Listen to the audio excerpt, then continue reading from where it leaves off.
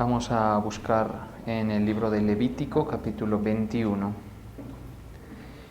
versículo 16. Levítico 21, 16.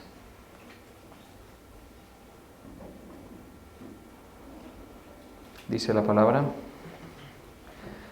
Y Jehová habló a Moisés diciendo: Habla a Aarón y dile: ninguno de tus descendientes, por sus generaciones, que tenga algún defecto, se acercará para ofrecer el pan de su Dios. Porque ningún varón en el cual haya defecto se acercará. Varón ciego o cojo, o mutilado o sobrado, o varón que tenga quebradura de pie o rotura de mano, o jorobado o enano, o que tenga nube en el ojo, o que tenga sarna o empeine o testículo magullado, ningún varón de la descendencia del sacerdote Aarón en el que haya defecto se acercará para ofrecer las ofrendas encendidas para Jehová. Hay defecto en él, no se acercará a ofrecer el pan de su Dios. Señor, te damos gracias, bendecimos, exaltamos tu poderoso nombre en esta noche. Hoy te damos gracias porque tú nos permites estar delante de ti, Señor, en tus atrios. Guíanos, Señor, con tu palabra, alúmbranos con la luz de tu palabra, con tu Espíritu Santo, Señor, en el nombre del Padre, del Hijo y del Espíritu Santo. Vamos a leer de la Nueva Versión Internacional solamente el versículo 21. Dice: ningún descendiente del sacerdote Aarón que tenga algún defecto podrá acercarse a presentar al Señor las ofrendas por fuego. No podrá acercarse para presentarle a su Dios la ofrenda de pan por tener un defecto. Bien, ese es un pasaje interesante porque pues en el Levítico les está dando el Señor las condiciones en las que debían funcionar todos los cargos y instancias que él estableció para que su pueblo tuviera un equipo sacerdotal en función y en favor de la congregación de Israel. ¿Sí? Como sabemos, les asignó muchas funciones. Una de ellas, por ejemplo, presentar los sacrificios. Eso estaba a cargo de un grupo muy selecto de entre los levitas. Aún más selecto era el caso del sumo sacerdote, que era el único que entraba al lugar santísimo. Pero en general todo lo que tenía que ver con estar en contacto con las cosas de Dios, que para ese entonces era el tabernáculo, el arca del pacto, el lugar santo, el lugar santísimo, todo lo que tenía que ver con estar en contacto con las cosas de Dios era permitido solo para un grupo muy selecto de personas, que como sabemos son los hijos de Leví, los de la tribu de Leví, los levitas. Por eso el libro del Levítico se llama así, porque es dirigido a ellos, Levítico. Y ahí están las instrucciones. Había otro grupo también muy selecto, que era el único que se le permitía cargar los objetos si hubiera necesidad de transportarlos de un punto A a un punto B. Entonces ahí estaban los levitas encargados de eso. Y habían otros que eran de la parte musical, y en general habían unos que eran los porteros. Habían toda una serie de ocupaciones que Dios había considerado necesarias para que eso funcionara, porque como todo organismo, pues se necesita que la gente cumpla funciones. Y cuando hablamos de lo santo, también, en este caso, eran funciones de estas personas que los ponían en contacto directo con lo santo. Ellos, por lo tanto, tenían que tener el tema del pecado tramitado, tenían que estar muy cuidadosos de no hacer algo imprudente en el acercamiento, en la manipulación de lo santo, ¿sí? Mire que dice la palabra de Dios que hubieron dos hijos de Aarón, dos levitas, que cometieron una imprudencia con el fuego que ofrecieron. Ofrecieron un fuego extraño y Dios los mató, o permitió que el fuego mismo que ellos ofrecieron los matara. En general, el que se acerca a las cosas santas del Señor debe tener mucho cuidado. Y en este tiempo, en el tiempo de Levítico, Éxodo, Deuteronomio, todo eso, muchísimo más, porque Dios el Señor es muy celoso, Dios el Padre, con su santidad, ¿sí? Y entonces ellos todos tenían que estar expiados, significa el problema de su pecado resuelto. Pero no terminaba allí el asunto, sino que aún, por ejemplo, al momento de ir a presentar o hacer sus oficios, debían estar bañados y sus ropas cambiadas para la función. Impresionante, o sea, un grado de minuciosidad, tal vez probablemente podemos pensar que exagerada, ¿sí? Debían entonces lavarse las manos para manipular las cosas santas, debían estar limpios completamente, habían unos trajes que les permitían hacer la función, retirarse y quitárselos. O sea, eso es como manipular algo muy, muy delicado, ¿sí? Ustedes ven, por ejemplo, ahora en estos tiempos pues, de pandemia ya uno se ha acostumbrado a vivir con eso y se ha acostumbrado a ver estos casos, que los que trabajan en contacto directo con los infectados, pues tienen todo un atuendo, protección, fundamentalmente el tapabocas, pero reforzado y otras cosas. Tienen el cuidado porque están manipulando, están en contacto con algo serio, ¿sí? Algo similar pasaba en Levítico aquí. Entonces el Señor les puso toda una serie de requisitos y que observaran unos hábitos que les permitieran acercarse, operar con esto de lo santo sin salir perjudicados. ¿Estamos de acuerdo? Pero no se quedaba allí, vuelvo a decirlo, ¿sí? No se quedaba allí.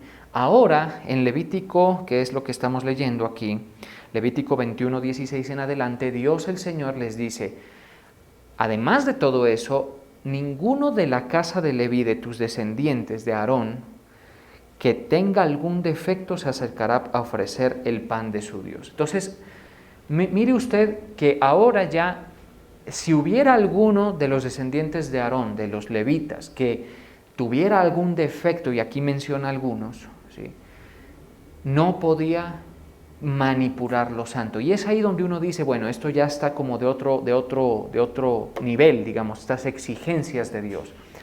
¿Por qué? ¿Por qué una persona que tiene defecto, ¿sí?, no puede acercarse a las cosas de Dios, no puede manipularlas? Porque aquí dice, se acercará para ofrecer el pan de su Dios. Aunque dice que sí podía comer ya después de que alguien más lo manipulara, en otro pasaje, pues sí queda claro que el Señor no quería que esa persona defectuosa estuviera manipulando. Entonces, el defecto, este comportamiento de Dios con el defecto nos ayuda a entender el comportamiento de Dios con el pecado, y es que el pecado y el defecto son similares. Dios no los quería, ¿estamos de acuerdo? Dios no los quería en la gente. Cuando Dios, por ejemplo, creó a Adán, estas cosas realmente le vuelan la cabeza, como dice, le desafían en el entendimiento, pero son verdad. Cuando Dios crea a Adán y a Eva, los crea perfectos, ¿sí? Yo me imagino a Adán como un hombre muy bien parado físicamente, muy atractivo, muy pintoso, como se dice, ¿sí? Y lo mismo Eva, porque eran un prototipo, hay que entenderlo así. Y el diseñador de la raza humana, que es Dios, ¿sí?, porque la Biblia dice, Él nos hizo y no nosotros a nosotros mismos, Él nos hizo. El diseñador de la raza humana, por supuesto que tenía algo en mente perfecto, con algunos aspectos que permitieron más adelante la caída, ¿sí?, como por ejemplo lo es el libre albedrío, como lo es la elección de cada persona. Es decir, el Señor creó perfección en sus criaturas, pero no creó robots, no creó personas o gente o seres que no tuvieran iniciativa, sino seres en capacidad de relacionarse, ¿estamos de acuerdo?, en condiciones de relacionarse con Él. Y eso por supuesto es entre dos vivos, entre dos personas con iniciativa, en este caso Dios y sus criaturas. Pero así me lo imagino yo a Adán, en una condición de perfección. Algunos preguntan si más o menos qué edad tendría Adán. Según lo que uno va entendiendo la Escritura, más o menos se puede pensar que entre los 25 y 35 años, que es como un adulto joven, ¿estamos de acuerdo? Un adulto joven. Adán no necesitó ser niño, Dios lo puso en el huerto y lo mismo Eva no necesitó nacer de un vientre. No necesitaron esa primera condición, ¿estamos de acuerdo? Porque fueron hechura directa de Dios, hechura. Él los hizo, los formó y luego sopló aliento de vida en ellos, ¿sí? Entonces, en el caso de Adán vemos que no necesitó ser niño, ¿sí? Y esa es más o menos la edad en lo que se piensa que tendremos nosotros cuando estemos regenerados. Hemos hablado mucho acerca de eso, ¿cierto? En la regeneración, que es una palabra estrictamente no solo bíblica, sino de Cristo, ¿sí? Me gustaría solamente citarles brevemente esa palabra, para que miren, hay dos referencias de eso en la Escritura. Una de ellas está en Mateo y la otra está en Tito. Vamos a buscar la de Mateo, Mateo 19:28. Jesús le dijo, de cierto os digo que en la regeneración, cuando el Hijo del Hombre se siente en el trono de su gloria, vosotros que me habéis seguido también os sentaréis sobre 12 tronos para juzgar a las 12 tribus de Israel. Viene un tiempo, según la Escritura, en la que el que haya escapado de la ira de Dios va a pasar por un proceso de regeneración. Estas cosas la gente no está acostumbrada a pensarlas, a estar cómodos con esa idea, ¿sí?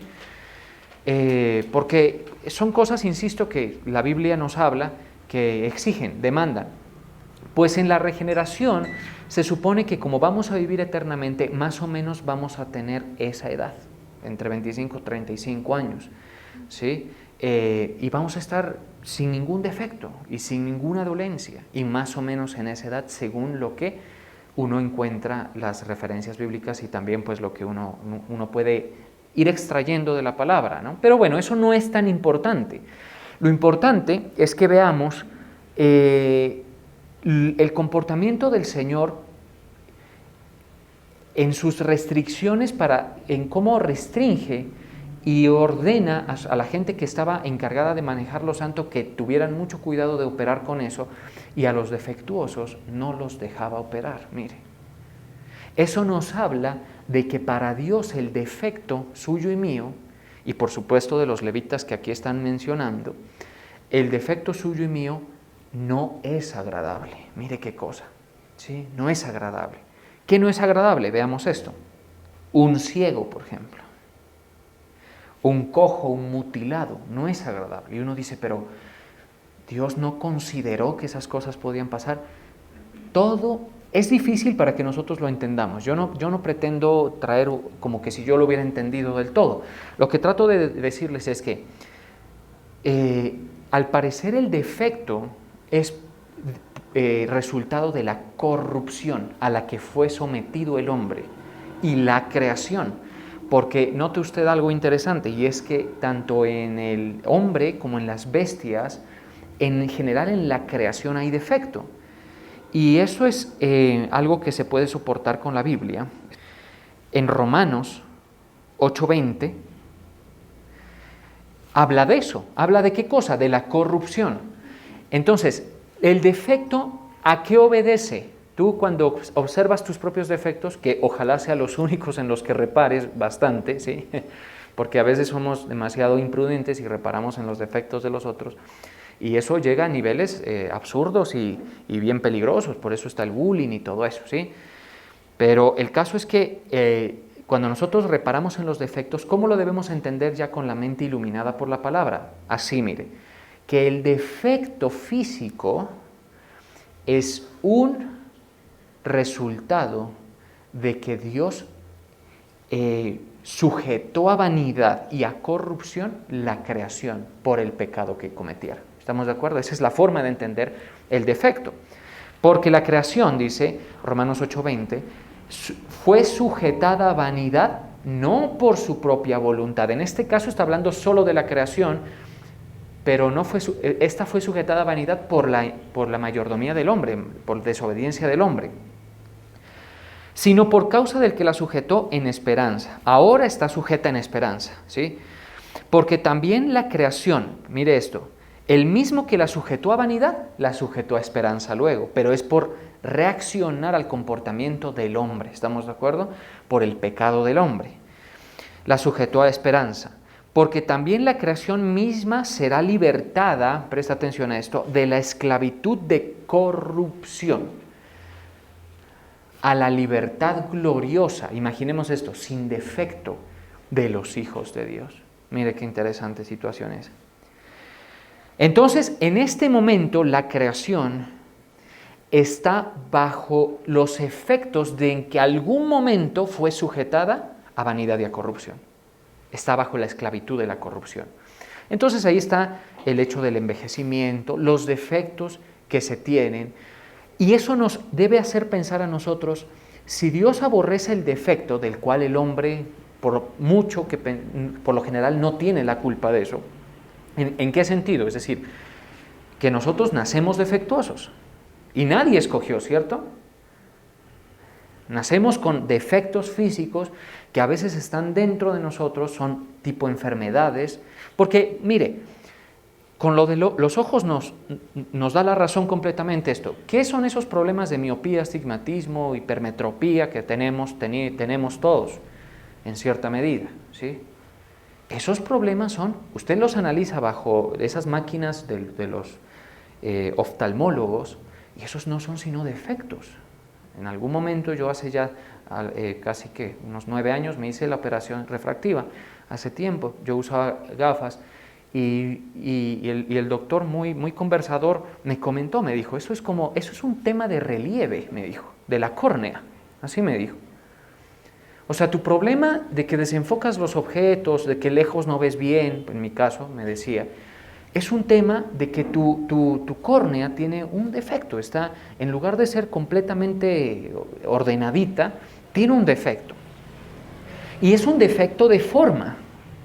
Y eso es lo que hace que nosotros veamos pues mal, así que estamos, ¿sí? Eso es lo que hace. Ahora, esa situación es resultado de la sujeción que en algún momento se le dio a la tierra, que esté sujeta a la corrupción. Pero esas son cosas que nadie le va a explicar a uno, que uno tiene que sacar de la Escritura. Y en lo que no podamos entender, pues creerlo, porque la palabra de Dios es la verdad, ¿estamos de acuerdo? Pero tratamos de explicarlo, porque esa es pues una de las cosas que el Señor va haciendo en nosotros. Entonces todo, y las enfermedades son defectos funcionales, ¿o no? ¿Cierto que sí? Y hay otros defectos que no son del todo funcionales, que son estéticos. Y entonces ahí sí entramos todos, ¿sí? Nosotros somos muy defectuosos, pero por supuesto hay condiciones de mayor defecto, condiciones más digamos, invasivas de defecto que Dios les dijo, el que tenga esa condición no puede operar con lo santo. Entonces, podemos pensar que Dios no permite al defectuoso operar con lo santo porque eso es un resultado de la corrupción. ¿Estamos de acuerdo? Y contraviene completamente el diseño de Dios, el plan de Dios, la santidad de Dios, la perfección de Dios. ¿Sí? Hay algo que nosotros no podemos explicar. ¿Por qué si Dios creó seres perfectos, hay maldad, por ejemplo, y hay la circunstancia del pecado? Porque Dios pudo suprimir aquello que nos hacía propensos a caer. ¿No cree usted? Porque Dios es el diseñador. Él podía suprimir lo que nos podía hacer caer. Y mire, hay un pasaje que utiliza una expresión hablando de un ser perfecto, que es en este caso lo titula el rey de Tiro, pero nosotros sabemos por revelación que de quien está hablando es de Luzbel. Una escala creacional bastante superior a nosotros, porque es de eso del orden de los serafines, ángeles, seres, ¿sí? Y que es muchísimo más glorioso, perfecto que nosotros, pero él cayó. Y mire lo que dice en Ezequiel 28, 12. Hijo de hombre, levanta endechas sobre el rey de Tiro. Todo eso son metáforas que nos ayudan a entender y que luego más adelante se traslada completamente a hablar de un ser espiritual, porque habla de condiciones no humanas más adelante aquí. Pero entonces en Ezequiel 28, 12 dice, Hijo de hombre, levanta endechas sobre el rey de Tiro y dile, así ha dicho Jehová, tú, léalo conmigo eso por favor, ahí está en pantallas, tú eras, ¿qué? el sello de la perfección. Mire qué cosa. ¿Lleno de qué? Sabiduría y acabado de hermosura.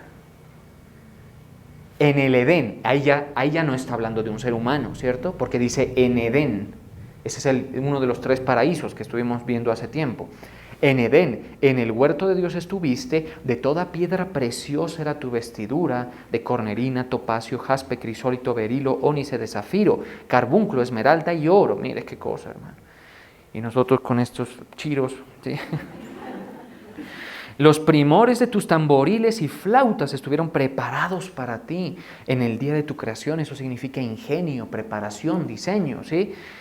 Tú, querubín, grande y protector, yo te puse en el santo monte de Dios. Allí estuviste, en medio de las piedras de fuego te paseabas. ¡Qué cosa, hermano! Yo no había pensado traer este verso. Versículo 15. Perfecto eras en todos tus caminos, desde el día que fuiste creado hasta que se halló en ti maldad. ¿Cómo ocurrió eso? ¿Cómo ocurrió eso? Pues ahí es donde nosotros hay cosas que no necesariamente vamos a abarcar, pero eso mismo nos pasó a nosotros. Es decir, Dios no quería una nariz defectuosa, Dios no quería un ojo ciego, Dios no quería un cojo, ¿sí? Dios no quería alguien que sufra de flujo, por ejemplo, Dios no quería alguien que sufra de problemas funcionales ortopédicos, por ejemplo, que son tan comunes, ¿sí? Uno cuando, por ejemplo, pasa su vida quieto casi no se da cuenta, pero si alguno de nosotros, por ejemplo, presentáramos examen físico para jugar fútbol en alguna liga, en alguna cosa, a usted lo analizan y hay cosas que la gente no sabe que tiene. Ahí están allí, le dice, tú tienes pie plano, un pie colapsado, que yo no sé, sí que tienes, pero yo no sabía, yo pensaba que estaba perfecto, ¿no? Ellos con biomecánica, ¿estamos de acuerdo? Le dicen, y la biomecánica de todos nosotros es diferente, y hay biomecánicas defectuosas, y eso Dios no lo quería, ¿sí? Entonces, asimismo, ¿y por qué pasó? Eso es lo que la Escritura llama el misterio de la iniquidad, ¿sí? Entonces, detengámonos allí en Ezequiel 28, porque aquí dice, perfecto eras en todos tus caminos. Pero ¿qué pasó? O sea, ese ser perfecto, ¿por qué da un paso hacia el error que luego hace que Dios lo sujete a corrupción? Y, por ejemplo, dicen, ¿sí?, que el aspecto de Satanás, que es Luzbel, sabemos, hoy es completamente opuesto a esta descripción de gloria, sino que es espantoso Satanás, así, ¿sí? Espantoso. No hay caricatura que le haga justicia, ni película, ni nada, o sea, eso debe ser una cosa, ¿sí? Y no solo es el problema de lo feo que es, porque lo es, ¿sí?, según lo que uno entiende, sino además de eso, de lo que sale de él, odio. Todas estas cosas, ¿por qué? ¿Por qué? ¿Qué pasó allí? Bueno, eso es lo que la Biblia llama el misterio de la iniquidad. Aparentemente en la creación de Dios está el espacio de la voluntad y al parecer hay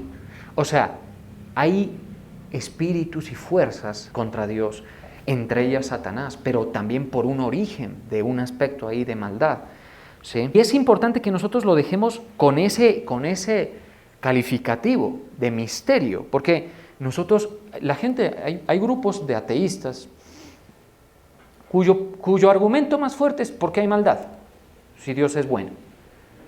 Eso es muy fácil de rebatir. Hay algo misterioso allí, es un misterio de iniquidad que hizo que Satanás, en un lugar perfecto como es el cielo, se rebelara y que hizo que nosotros, luego Satanás hizo que nosotros cayéramos. ¿Estamos de acuerdo? Hizo que nosotros cayéramos. En 2 Tesalonicenses 2:7.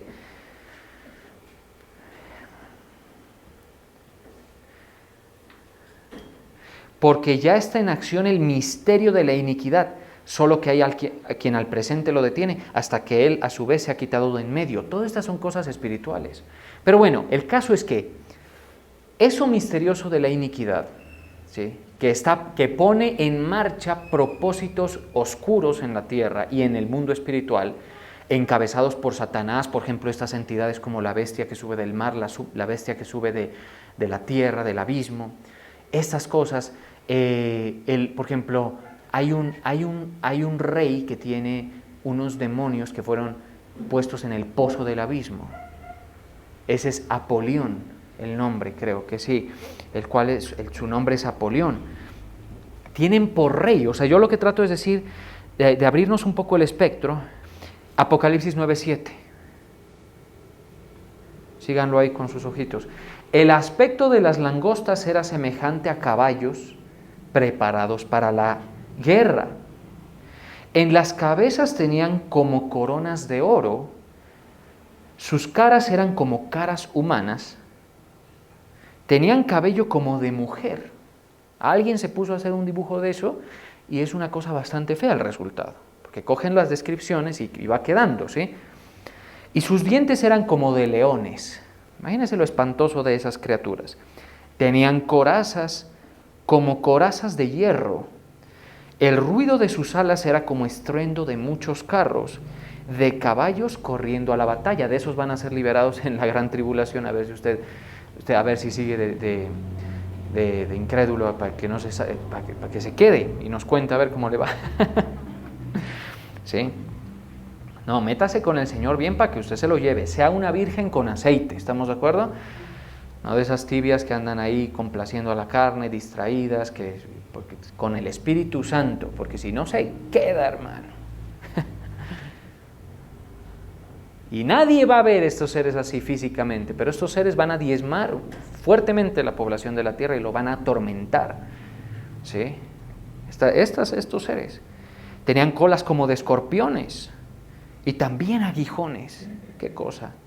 Y en sus colas tenían poder, ojo, escuche bien, tenían poder para dañar a los hombres durante ¿cuánto? 5 meses. En ese tiempo la gente va a buscar la muerte y la muerte no la va a encontrar. Porque si hay tal vez situaciones mejores que ciertas circunstancias en la vida. Probablemente si estos que vienen del pozo del abismo atormentan en la tierra, pues es prácticamente como un infierno en la tierra, porque esos vienen del pozo del abismo. ¿Estamos de acuerdo? Y tienen por rey sobre ellos, ese no es Satanás. Mire esto. Al ángel del abismo. ¿Qué cosa? Cuyo nombre en hebreo es Abadón. ¿Y en griego qué? Apolión. El misterio de la iniquidad. ¿Por qué hay una agenda oscura en la tierra hoy? Porque hay rebeldía del hombre contra Dios y de seres creados contra el Creador. ¿Por qué? Porque ese levantamiento en ideas contra el que hizo las cosas. ¿Por qué, por ejemplo, lo del aborto, lo de las ideologías de género tiene tanta fuerza? ¿Sí? ¿Por qué? ¿Por qué el pecado sucede aquí en la tierra? Y porque tú nunca vas a estar del todo tranquilo aquí en la tierra porque pueden pasar cosas. ¿Sí? Porque hay rapacidad, porque hay competencia desleal, porque hay falso testimonio que pueden levantar contra ti. Ojalá tú no seas de los que levanta falso testimonio contra los otros. Pero uno dice, ¿por qué? ¿Sí? Maldad, confusión.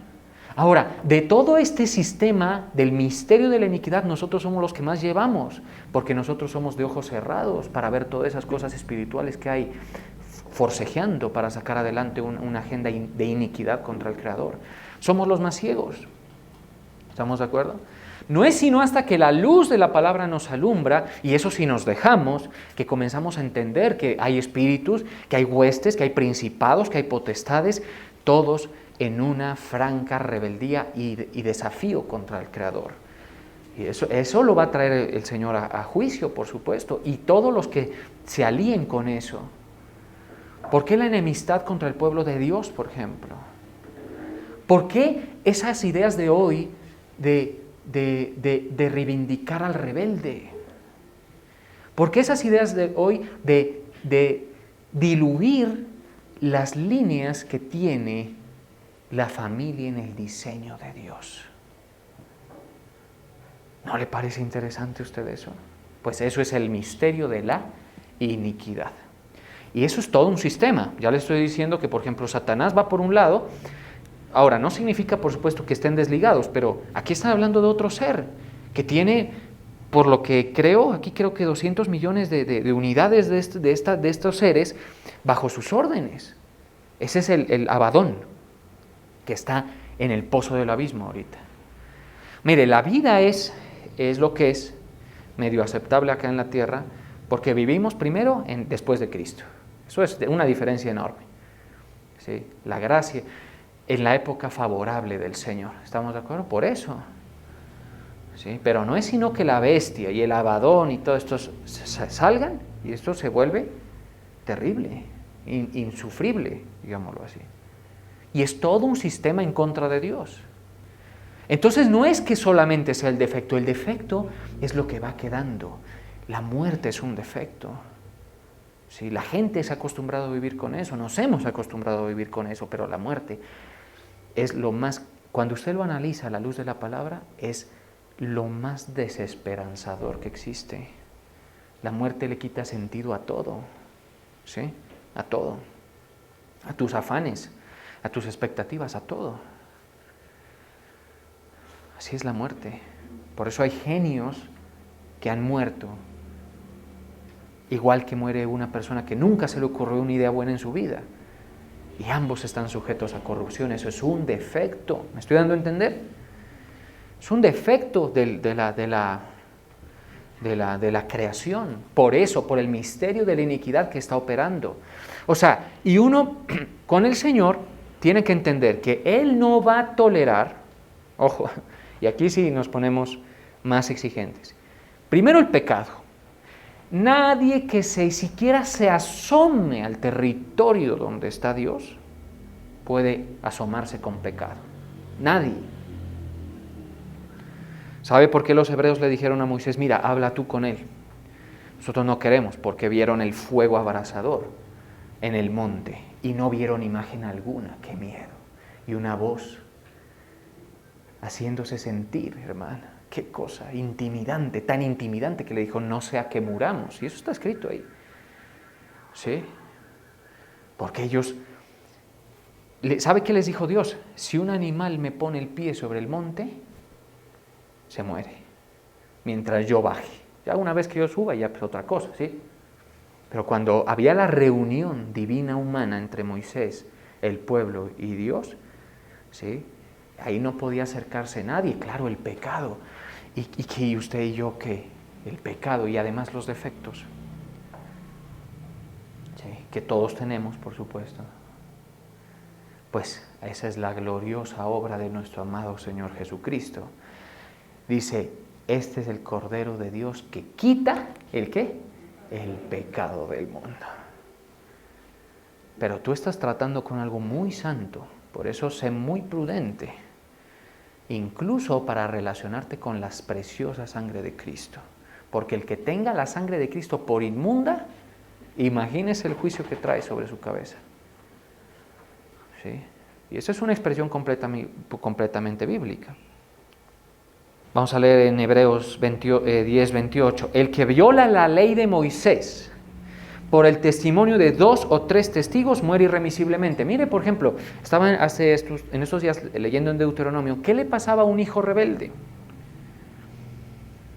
De esos que no obedecen a la mamá, no obedecen al papá, no obedecen a nadie, solo dan problemas, son borrachos y glotones. Porque eso es lo que dice, esas son las 2 expresiones que utiliza la Escritura. ¿Sí? Pero bueno, les termino aquí en Hebreos, porque si no nos vamos para Deuteronomio nuevamente. El que viola la ley de Moisés por el testimonio de 2 o 3 testigos, ¿qué dice? Muere, ¿qué? Esa palabra, que no se lo puede redimir. No había forma de redimirlo. Ni siquiera los chivos expiatorios, los carneros, nada. 2 testigos. Muere irremisiblemente. Eso era lo que pretendían hacer los fariseos y la comunidad hebrea cuando cogieron a la mujer en el acto mismo del adulterio, ¿recuerda? La cogimos en el acto mismo del adulterio y la dijeron aquí. Y el Señor dijo, bueno, pues está bien, porque así dice la ley. Muere irremisiblemente y por lo general echándole piedra, lapidándolos. Pero el que esté libre de pecado, y ahí estamos, la humanidad, todos pecamos, de muchas maneras, ¿sí? El que viola la ley de Moisés por el testimonio de 2 o 3 testigos muere irremisiblemente. ¿Cuánto mayor castigo pensáis que merecerá el que pisoteare al Hijo de Dios y tuviere por inmunda la sangre del pacto en la cual fue santificado e hiciere afrenta al Espíritu de gracia. Eso es cuando la gente no le da valor a la sangre derramada por sus pecados. Duélale a quien le duela. Sí, yo sé que ustedes tienen voces a su alrededor que los llevan por caminos de tibieza, que los llevan por caminos de irreverencia. Lo sé, ¿sí? Pues ten mucho cuidado porque no te has acercado al monte físico, sino a otro monte. Y tal vez ni siquiera, si no, hasta hoy te vienes a dar cuenta a qué fue que te acercaste. Presta atención a esto. Atención. Hasta hoy de pronto te estás dando cuenta a qué fue que te acercaste. Sí. ¿A dónde fue que me acerqué? Hebreos 12:18. Porque no os habéis acercado al monte que se podía palpar, al monte que les mencioné, que ellos les tenían terror a ese monte, el monte de Dios, donde Dios había bajado, donde su gloria había bajado. Al monte que se podía palpar y que ardía en fuego, a las tinieblas, a la tempestad. Espero estar llegándole a su corazón para que usted entienda con quién está tratando. Al sonido de la trompeta y a la voz del que hablaba, así es Dios, la cual los que la oyeron rogaron que no se les hablase más, porque no podían soportar lo que se ordenaba. Si aún una bestia tocare el monte, será apedreada. Estoy en el 20. Y tan terrible era lo que se veía que Moisés dijo: estoy espantado y temblando. Sino que os habéis acercado. Iglesia, mire. Y nosotros tenemos defectos los que quiera. Sino que os habéis acercado al monte de Sión. Ese es celestial. A la ciudad del Dios vivo. La Jerusalén celestial. A la compañía de muchos millares de ángeles, a la congregación de los primogénitos que están inscritos en los cielos, del juez de todos, a los espíritus de los justos hechos perfectos. ¿No le parece grande la obra del Señor? Hermano, a mí yo no sé. Yo también tengo cansancio, yo también tengo cosas en que pensar, pero a mí me cambia totalmente la perspectiva. Gloria a Dios por la obra de Cristo, hermano. Porque usted y yo, defectuosos y pecadores, estamos acercándonos a la Jerusalén celestial. Gloria a Dios por eso, aleluya, por eso.